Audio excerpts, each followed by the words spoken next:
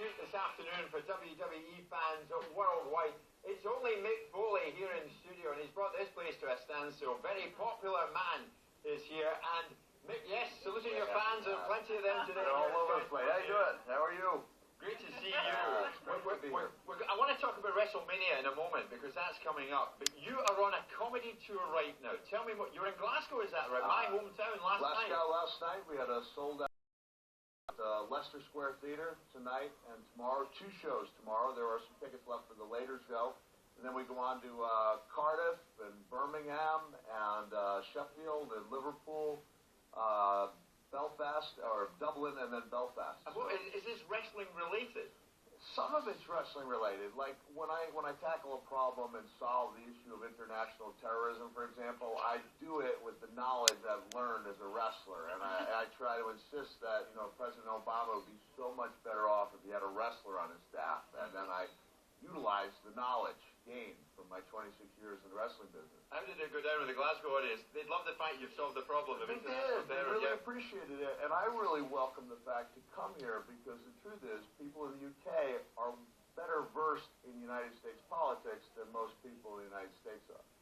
Fantastic. And I'm not just pandering, although I'm not above it. Yeah. Well, it's great to see. 26 years, is that right? Yeah, You've been involved in the wrestling scene in America. What got you into it? I was a huge fan. I went to a match in 1983 at Madison Square Garden where Jimmy Superfly Snuka left off the top of the steel cage, and I remember vividly thinking that I wanted to try to make people feel the way that Snuka had made me feel that night. This is your trademark finish, Mr. Socko. What do you actually do here? This is known as a mandible claw. It is a nerve hold. A nerve hold. Do you remember the movie The Fugitive? Yes. It was based on a television show, which was based on an actual guy, a doctor named Sam Shepard, who, after his notoriety, could not or would not find work as a physician, so he went into pro wrestling and developed a nerve hold underneath the tongue. For those people out there who watched me when I was younger, my other finishing hold was the flying elbow off the ring apron to the concrete, which is a better idea at 24 than it is at 35, and so I needed to do something that wouldn't hurt me quite as much on a nightly basis. This is a brand new studio, Mick. We don't want you trying that one here today. All right, I'll see what I can jump off of. I couldn't jump high, so I had to jump off of high places. Tell us then what you're doing at WrestleMania then. Oh, well, I'm just going to be, I don't know yet whether I have a match. The Undertaker and Triple H are inside a Hell in a Cell. The Undertaker's undefeated streak is on the line, and I'm pretty well known for having lost to both of those guys in dramatic fashion. Like, those are 2 of my best-known matches with these devastating defeats. So maybe I'll be the referee of that match. I'm just thinking out loud. I'll play some type of role. I'm part of the weekend. It's an unbelievable weekend of events. I'm part of the access that's going on. And I actually, it'd be okay, can I talk about the raffle I'm doing for a group called RAIN, which is the largest anti-sexual assault group in the United States, and it's a group that I work for as an online volunteer on a weekly basis. So we put together, and we were looking at this earlier, it's almost too good to be true. It's round-trip airfare, so it is open to everybody in the UK, up to $3,000 in airfare, 2 tickets to WrestleMania, 2 tickets to the Hall of Fame, 2 tickets to access breakfast with me, lunch with Eve Torres, the Bella Twins, and one other diva, and a cup of coffee with David Otunga. Where do we get these raffle tickets? Oh, yeah, you're going to go, right? I'm going to go, absolutely. It's realmickfoley.com/mania. And if people want to see about which comedy shows still have tickets, then it's just realmickfoley.com. So many questions coming in for you this afternoon, Mick. This is one from Andy in Scotland, actually. Mick, you've made about 20 comebacks. Is that right? You just cannot give this sport up. It loves you and you love it. I feel like Don Corleone.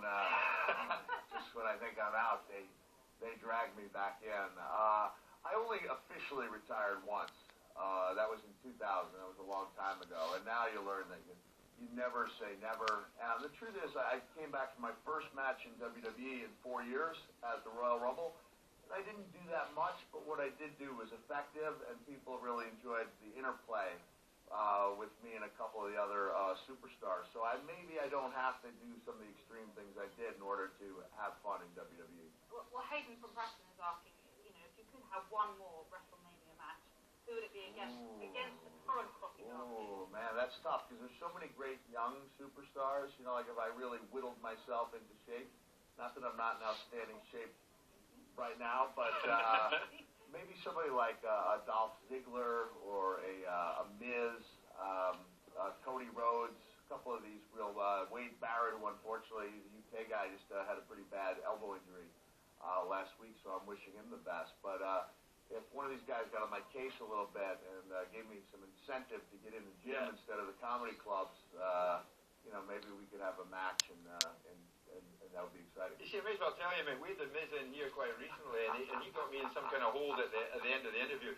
And he thought I was under pressure, but it wasn't sore in the slightest. I was faking it completely. I mean, I reckon you could take this guy easily. Well, you know what? We might find out because I've just written my first children's book in many years, and right now the tentative title is A Most Miserable Christmas, and the Miz he's a horrible kid who wants far too much, and he's going to learn.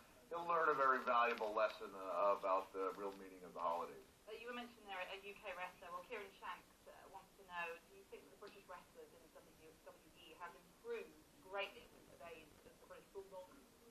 Well, British Bulldog was an amazing wrestler, so it's hard to say, hey, they've improved since that guy, because I actually wrestled the British Bulldogs, Dynamite Kid, Tommy Billington, and Davey Boy Smith in my second match ever in 1986, so that was a little bit harrowing, and I could not chew solid food for 3 weeks after. That tells you how well that match went. But I love the British wrestlers in the U.S., and the U.S. has always responded well to the style. You know, they implement the U.S. style, they bring their own style, which is why when I was asked, like, hey, are you going to change and try to do British comedy? I said, no, because we don't try to Americanize our British wrestlers. We appreciate what they have.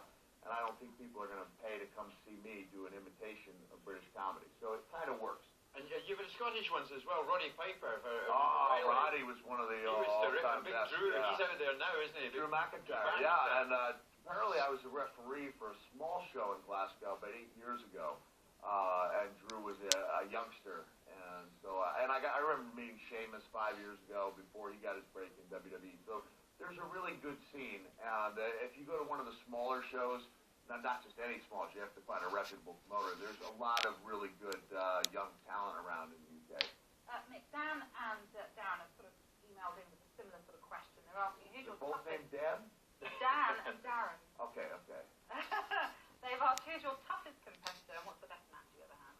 Ooh, the best match is an easier question. I'll go with that first. That was Randy Orton in a match called Backlash in 2004, and I was very flattered to find out that's still considered his favorite match, which is really saying something because he's had some outstanding matches.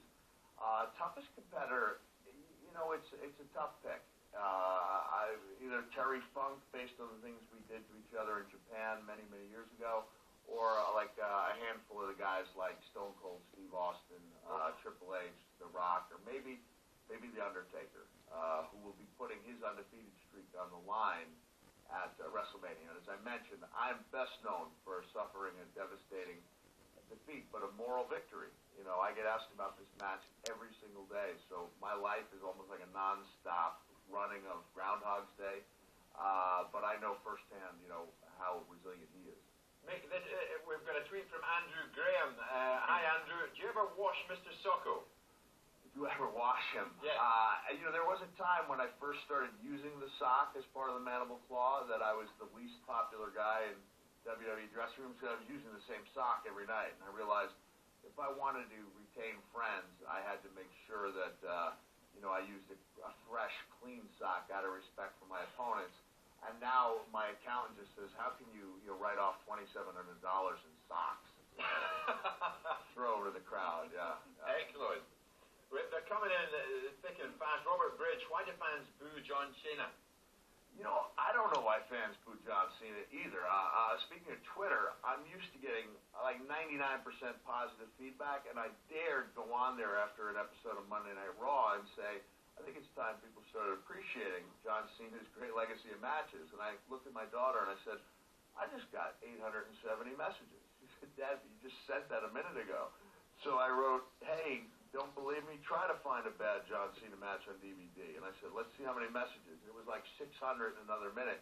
So people are either for him or against him, but that's the way, you know, in wrestling, it's this unique dichotomy. The worst that you can have is people in the middle, and John has an avid fan base that loves him, avid fan base that does not love him, but nobody's in the middle. But like you, he is a superstar, no question of that. Mick, great to see you. Time is running out, and as you'll be able to see Mick in the biggest event of the WWE calendar, WrestleMania, which is live, Sky Sports HD box office, Saturday, Sunday, 1st of April from midnight. Mick, great seeing you. Thanks for joining us.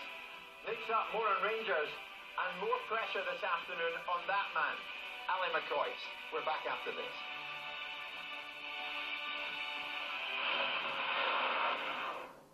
Watch all 5 Sky Sports channels on your mobile and online.